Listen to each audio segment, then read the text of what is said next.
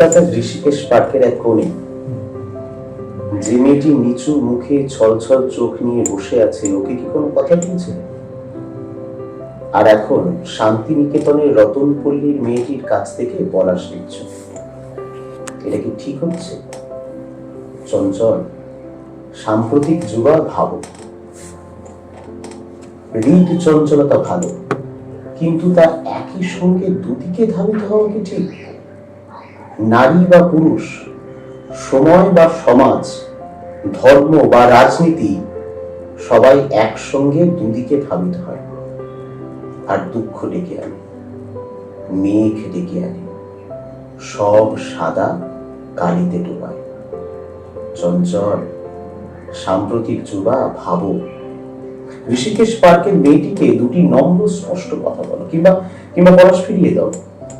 রতনপল্লীর মেয়েটিকে দিয়ে বলো, একটা পাতা মাঝখান থেকে ছিঁড়ে দুভাগ করলে গাছ মরে যায়।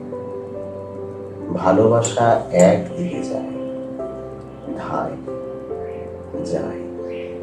ভাব।